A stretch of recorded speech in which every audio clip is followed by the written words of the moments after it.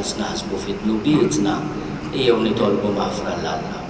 Nistħall l-Alla li jista' kollox u l-konguti li naddimt ħafna bil-ksib, bil-kliem, bil-emil u bil-ħallejt minijiet tiegħi, bl-akbar tiegħi. Għalhekk nitlob lill-Imqazza Marija dejjem Verġni, lill-Anġu l-Qaddisin kollha u lill-konguti biex titolbu għalija lill-Mulej Alla tagħna. Eħenna li Alla li jista' kollox jaffrinna dnubietna u jwassalna għal ħajja ta' dejjem.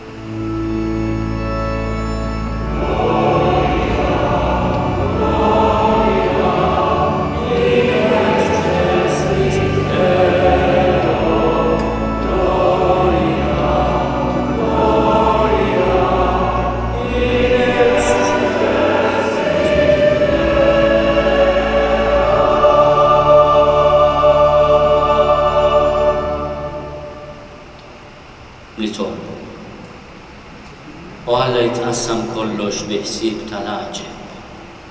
Nitolbu li tiba tiegħek għall-art twelidna biex ikollna mexxejja bil-għaqal u ċittadini ta' ħajja ta' ġieħ li wettqu kollox f'għaqda ta' qlub u bil-ġustizzja. Ħangawdu dejjem ir-risq it-tajjeb bis-sliem. Bibnek Ġesu Kristu sidna li hu Alla u miegħek jgħixu jsaltan flimkien mal-Ispiritu Santu għal dejjem ta' dejjem.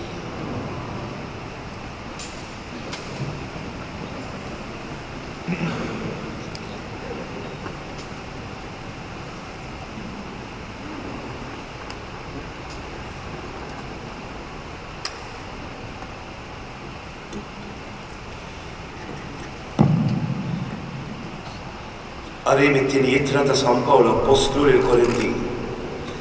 Aħna għarafnilkom ħudi il-grazzja ta' Alla li ngħatat lill-Knejjes ta' Maċedonja għaliex fil-prova l-kbira tas-sofferenza il-ferħ tagħhom kien kbir u l-faqar bla tarf tagħhom. Safa tagħna kbir biex taw minn qalbhom għaliex taw minn rajhom kemm setgħu aktar milli setgħu. Talbuna bħeġġa kbira din il-grazzja, jiġifieri li jissieħbu f'dan il-Ministeru ta' għajnuna lill-qaddisin u aktar milli ttamajna aħna. Huma taw ruhom l-ewwel lill-mulej u mbagħad lilna bir-rieda ta' Alla.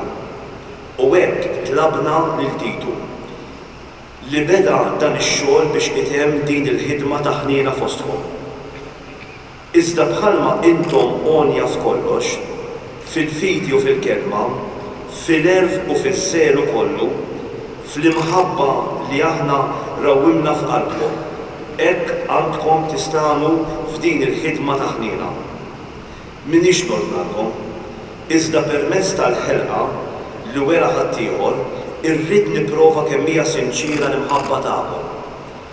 Intom tafu il-grazzja ta' Sidna Ġesu Kristu li għad li kienani ftaqar minħabba fikom, sabiex intom tistgħu permezz tal-faqar tiegħu. Jien parirjat nagħti f'dan, għax dan ikun jaqblilkom lilkom li s-sena l-oħra kontu l-ewwel nies, mhux biss li ntħalltu għal dan ix-xogħol, imma li ridtu wkoll tagħmlu dan ix-xogħol. Iżda meta temmlu dak li bdejtu tagħmlu, ħalli bekk bħalma ridtu minn qalbkom hekk ukoll ittemmuh. Kulħadd skont mandu. Jekk il-qalb tkun hemm, dak li jkun joġob skont mandu u mhux skont li m'għandux. Mhux biex il-pis eħef minn fuq l-oħrajn u joqa' fuqkom. Imma kulħadd indaqs. Bħalissa ħallu ż-żejjed tagħkom jagħmel tajjeb għan-nieqes ta' dawk li m'għandhomx biex iż-żejjed tagħhom għad ikun jista' jpatti għan-nieqes tagħhom. U hekk ikun kulħadd indaqs bħalma hu miktub min ġabar ħafna ma sabx iż-żejjed u min ġabar ftit ma baqax bin-nies. Il-kelma tal-Mulej.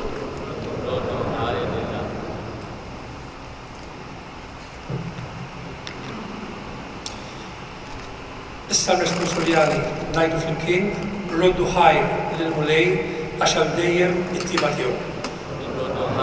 Il-Mulej għax għal dejjem it-tieba tiegħu. Ħajjgħidu hekk il-mitjin tal-Mulej dawk li jufdihom għal ħakma tal-għadu ġabarhom minn ħafna artijiet mill-Vant, mill-Punent, mit-Tramuntana, min-nofsinhar. Ngħidu flimkien roddu ħajr lill-Mulej għax għal dejjem it-tieba tiegħu.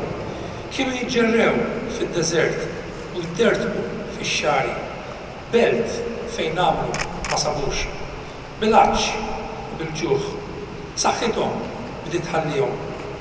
Għajtu lill-Mulej fl-im tagħhom u mid-dwejja tagħhom huwa ħelishom. Ngħidu flimkien roddu ħajr lill-Mulej għax għal dejjem it-tieba tiegħu. U qabbadhom it-triq it-tajba biex imorru f'belt fejn jagħmlu. Ħajroddu ħajr lill-Mulej għall-ġubitu, għall-ġubijiet tiegħu mal-bnedmin. Għaliex hu ixabba lil minu bilaċ u jimla bil-ġid lil minu bil-ġuħ. Ejdu flimkien, roddu ħaj, ummu bil-bizma.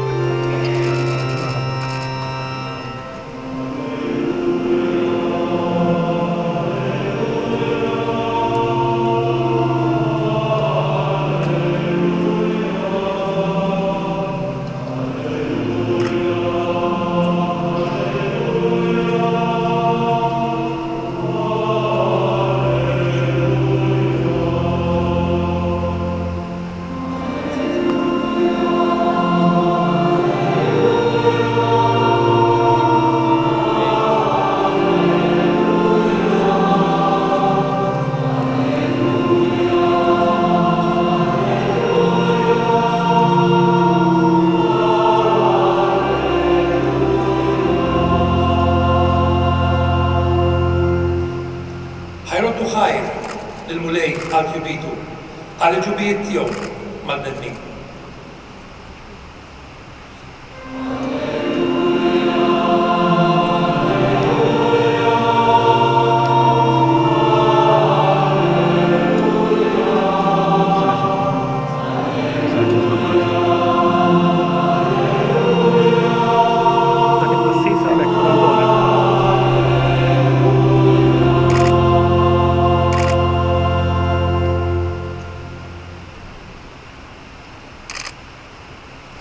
Il-mulej ma'kom għalli mill-Evanġelju skont San Luqa.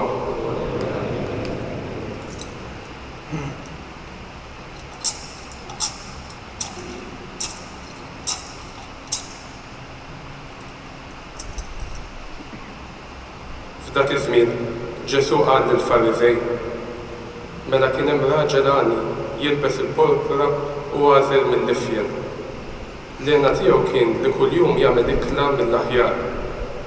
U wieħed fqir jismu Lazzru li kellu ġismu ġerħa waħda kien imur jinxteħed ħdejn il-bieb ta' daru bix-xewqa li jiġbab dak li jaqa' mill-mejda tal-għani. Sal-klieb kienu jmorru jiraqgħu l-ġrieħi tiegħu.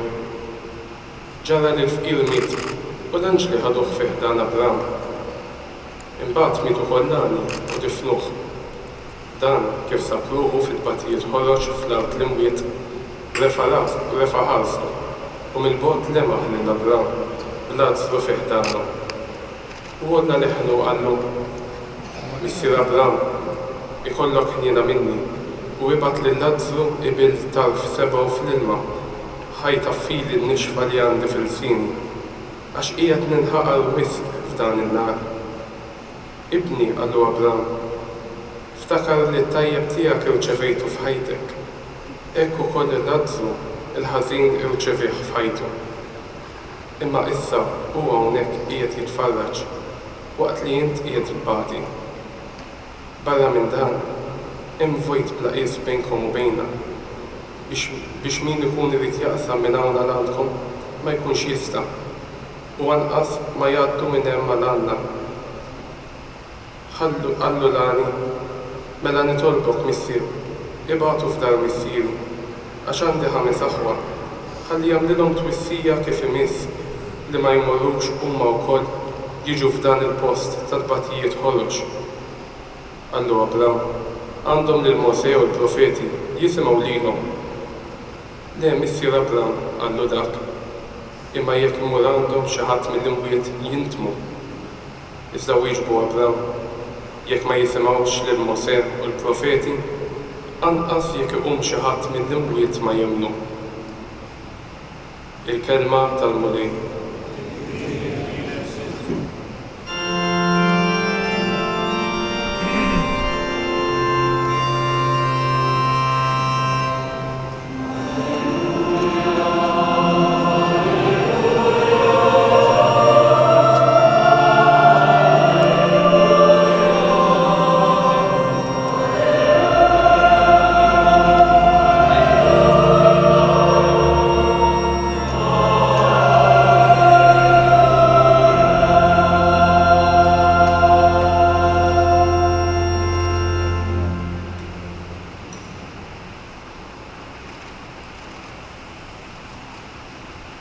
I have the honor to read the message that His Holiness Pope Francis has sent to President of Malta for this special occasion. To Her Excellency Marie-Louise Colero-Preca, President of Malta. On Malta's Independence Day, I send good wishes to Your Excellency and your fellow citizens, praying that our people in Malta will continue to promote the common good in solidarity with the most vulnerable members of society. I gladly invoke upon the nation the blessing of Almighty God. Francis, Pope.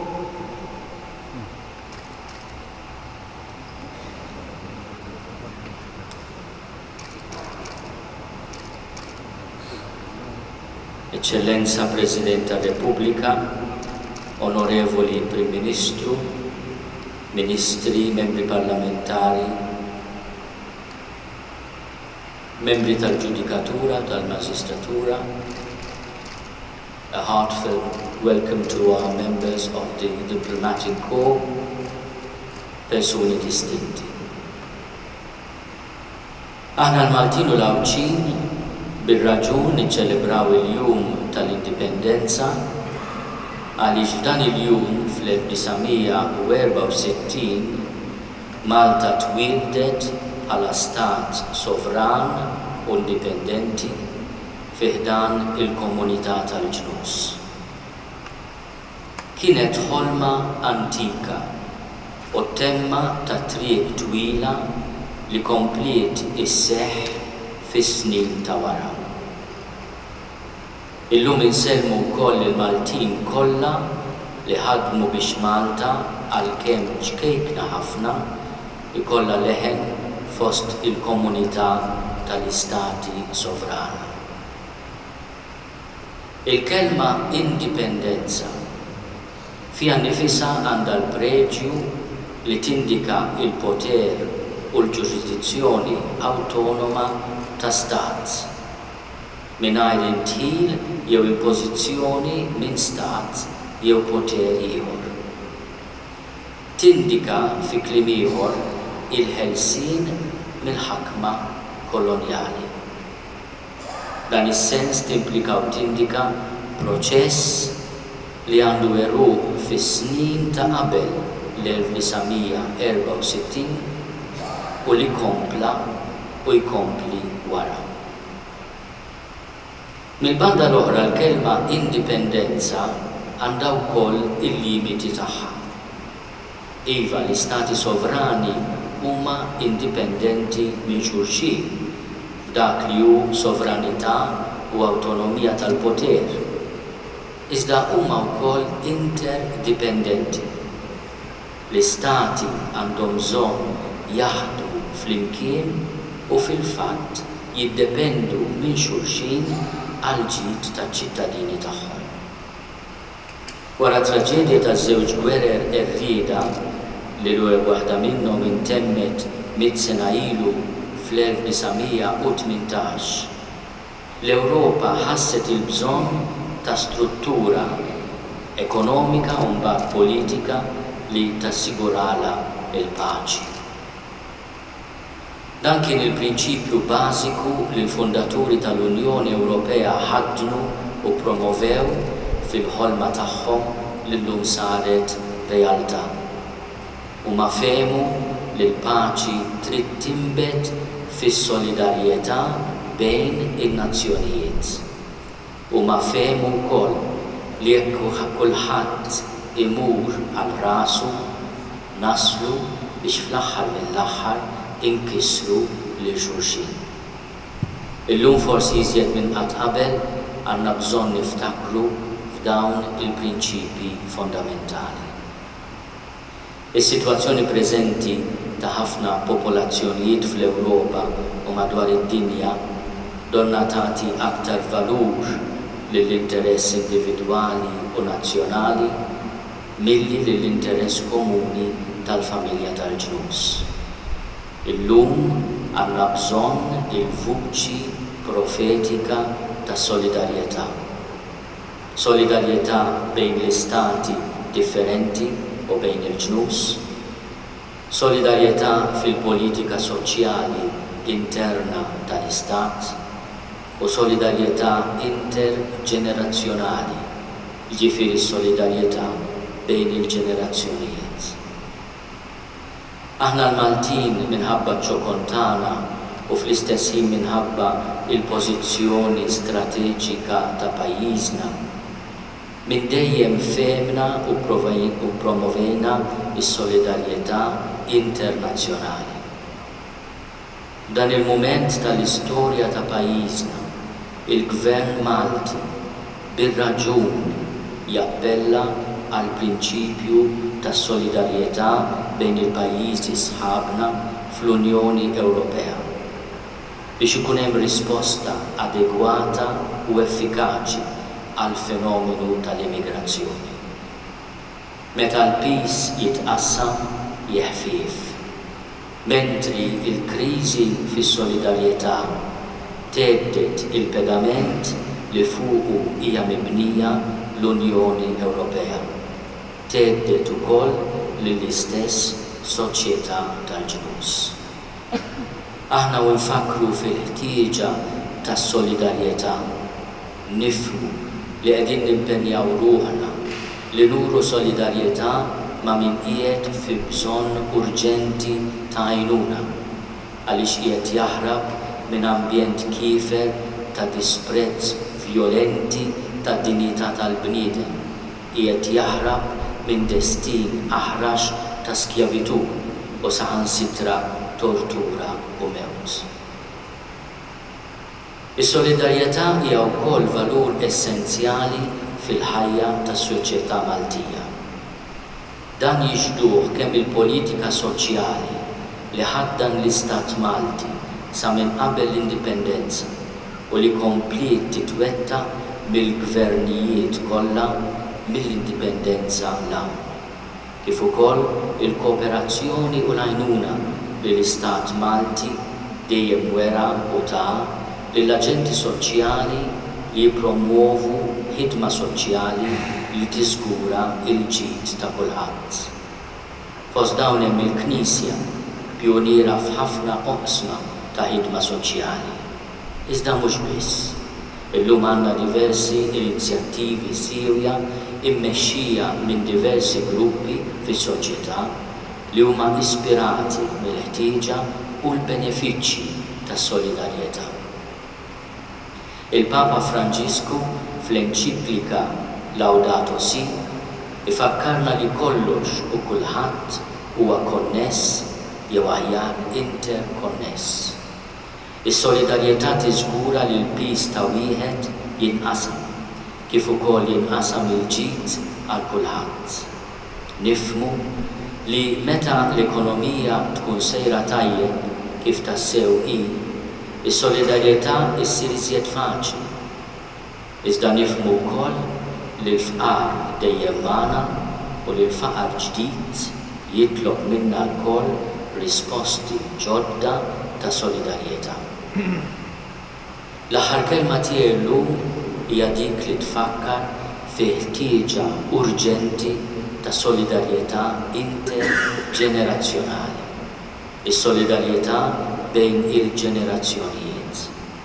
Il-Papa Franġisku jisħaq fuq il-ħtieġa ta' solidarjetà li ma tħares biss lejn l-effett immedjat tad-deċiżjonijiet li nieħdu, iżda wkoll tħares lejn l-effett li d-deċiżjonijiet tal-ġenerazzjoni tagħna se jkollhom fuq il-kwalità tal-ħajja tal-ġenerazzjonijiet futuri li għadhom ma twildux.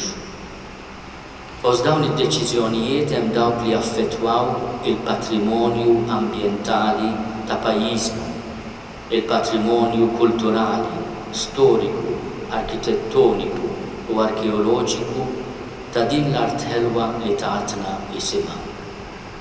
Kull deċiżjoni li nieħdu llum se taffettwa l-kwalità tal-ħajja tagħna iżda wkoll se taffettwa għal-ġid jew għad-deni il-kwalità tal-ħajja tal-ġenerazzjonijiet futuri. Magħhom ukoll għandna d-dover u l-opportunità nuru solidarjetà. Għalhekk fil-jum li fih niċċelebraw l-indipendenza tan-nazzjon tagħna, niftakru li dan il-pass ġab miegħu responsabilità kbira għalina bħala poplu.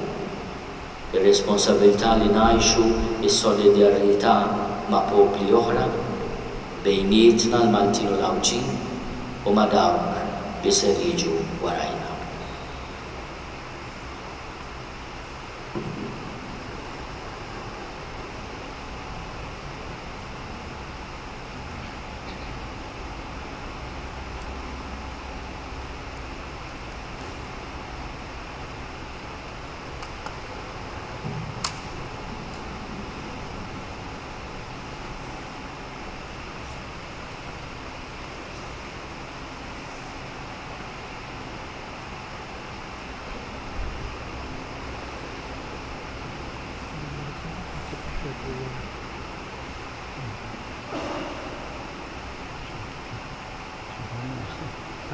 Miġburin flimkien b'xirka waħda ta' mħabba li tolbu lill-Alla biex jagħtina l-għajnuna kollha li neħtieġu ħalli l-koll flimkien naħdmu għal-ġid ta' pajjiżna u tal-poplu kollu tagħna. Għall-Knisja tiegħek imxewda mad-dinja biex imqawwija bid-dawl tal-Ispiritu Santu tkun sur qawwi tal-valuri li jġibu l-qudiem il-ġid ta' kull bniedem skont id-dinjità mogħtija minnek lill-bnedmin kollha li tolbu. Ismana nitolbu mulej. Għall-mexxejja f'pajjiżna biex jilleġislaw għal-ġid komuni skont il-prinċipji tal-ġustizzja u l-ekwità li tolbu. Ismana nitolbu mulej. Għall-insara li jinsabu persegwitati minħabba twemminhom biex ikollhom il-kuraġġ u l-qawwa li jaħfru lil min jippersegwithom u biex ikollhom il-libertà li jemmnu u jistqarru twemminhom mingħajr biża' nitolbu. Ismana nitolbu mulej. Għaċ-ċittadini kollha Maltin biex bil-għaqal u l-bżulija ma jħallu qatt ir-reba l-ġid u l-flus jirbħu fuq il-valuri tas-solidarjetà u l-għaqda fil-familji u fis-soċjetà nitolbu. Ismana nitolbu mulej. Għalina l-koll li nġbarna biex nroddulek ħajr għal dak li għamilna poplu biex napprezzaw u ntejbu l-ġid u l-valuri li għaddolna mis-sirijietna u nadduhom lil-duljietna nitolbu. Ismana nitolbu mulej. Mulej Alla tagħna li fik jibda u jintemm kollox, isma' t-talb li qegħdin nagħmlulek illum u fil-inna tiegħek għajna f'dak li bil-ħila tagħna ma naslux biex inwettqu għax bnedmin dgħajfa bi Kristu Sidna.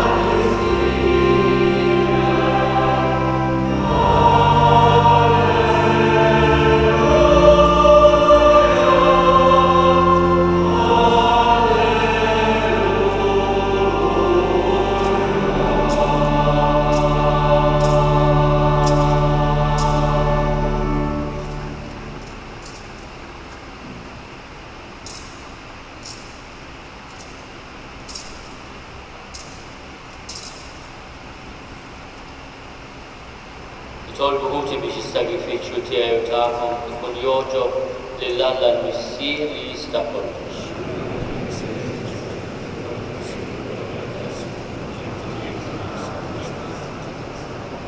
Mit-tliba tiegħek mulej ilqa' l-offerti tal-poplu tiegħek biex bihom niksbu dawn is-sagramenti tas-sema dak li nistqarru fidi minn qalbna bi Kristu Sidna. Il-mulej magħkom. Nerfgħu qlubna l fuq. Iżuħaj il-mulej Alla tagħna.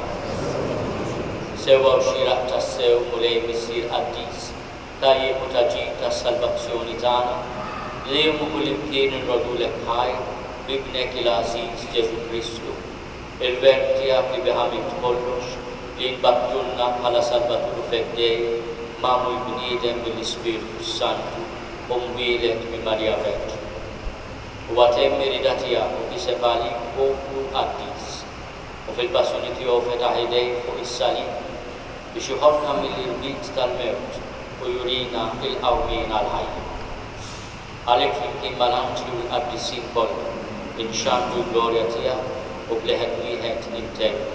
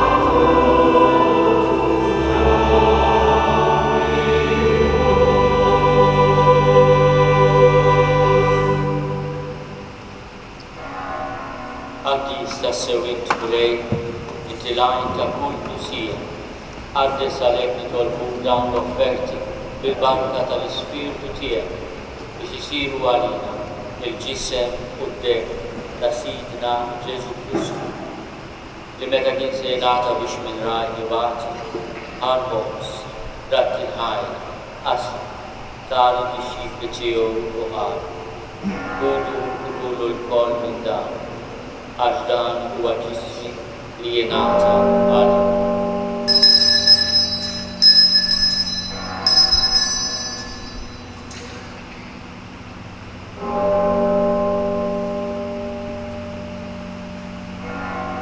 Ekku kol wara li tlaħa l-kalċi reġarat il-ħajja tal-dixxikli tiegħu u qal Kudu u jxorbu minnu l-koll għax dan huwa l-kalċi ta' dem tal-patt il-ġdid li jibqa' għal dejjem id-dem li jxerret għalikom u għall-bnedmin kollha għall-maghfra tad-dubiet. Għamlu dan l-iftiera tiegħek.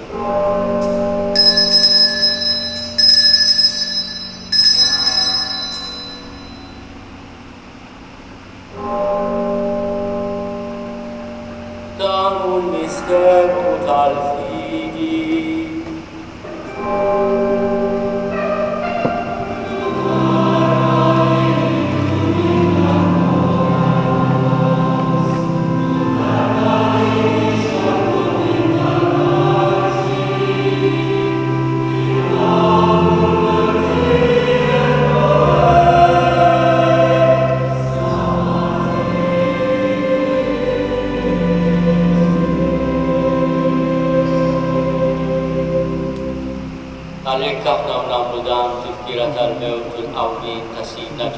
Kristu, nofru lek mulej ħobs tal-ħajja u l-kalċi tas-salvazzjoni.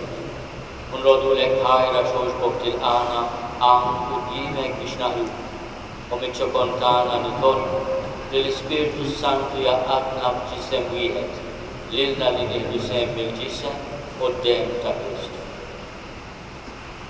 Remember, Lord, your church spread throughout the world and bring her to the fullness of charity, together with Francis, our Pope, Charles, our Bishop, and all the clergy.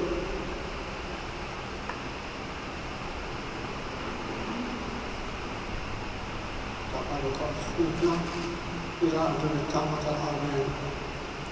Ftakar fil-metin kolla, daħħalu minna fil-daw tas-sat fjam.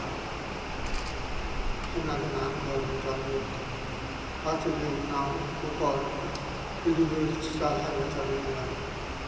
Il-għandu mal-mawdi, il-għandu mal-għandu, mal-għandu San-Ġan, mal-apostoli għandu kolla, li jieġu fil-għandu għal San-Ġan tal-għandu. Amen. Il-faħru, il-sabħu, Ġesu Kristu. Bi Kristu ma' Kristu fi Kristu, jingħata lilek Alla missier li tista' kollox, flimkien ma' l-Ispirtu Santu, kull ġieħu glorja għal dejjem ta' dejjem. Ejjew nitolbu li fallimna u ridna nagħmlu li benka Alla għas-salvazzjoni tagħna. Missierna li inti fis-mowit li tqaddes ismek tiġi saltnatek, li kull li tritint kif is-sema ekda fl-art. Obisna ta' kuljum ħatina l-lum, aqfrinna l-nubietna għal-ma nafri l-menu ħati għalina, la daħalniġ u tiġri iżda eħlisna mid-den. Eħlisna nitolbu mulej minn kull deni. Għatina fit-tieb ordina tiegħek il-paċi bl-ismien, biex inkunu ħilsa dejjem bidlu u mħarsa minn kull inkwiet. Aħna nistennew u nittamaw bilejna u l-meċja tas-Salvatur tagħna Ġesu Kristu. Mulej Ġesu Kristu li għatni l-apostli tiegħek, nħallilkom is-slim nagħtikom is-slim tiegħi. La tħares lejn nubietna, iżda ħares lejn il-fidi tal-Knisja tiegħek. Għatija stimulata li intrid fiha illi taxxu s-saltan għal dejjem ta' dejjem. Bil-paċi tal-mulej tkun dejjem magħhom. Għatu l-paċi lil xulxin.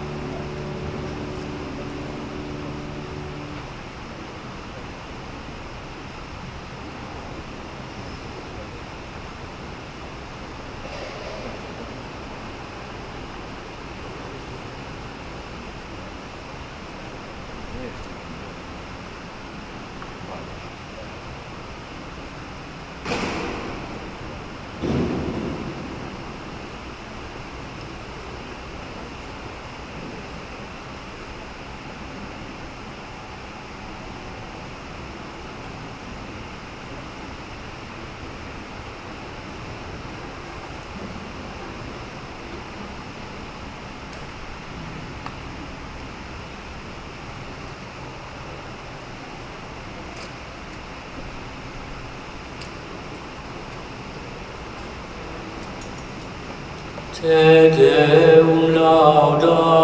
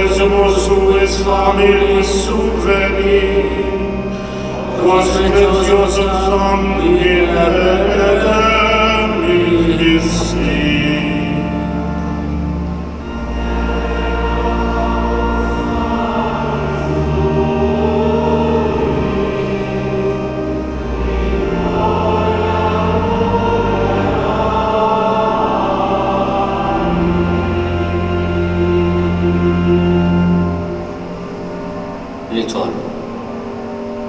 Mulej inti tmana b'dan is-sagrament imqaddes fit-tjiba tiegħek għatina dejjem l-għajnuna biex bis-saħħa ta' dawn il-misteri niksbu l-frott tal-fidwa li tajtna bi Kristu Sidna.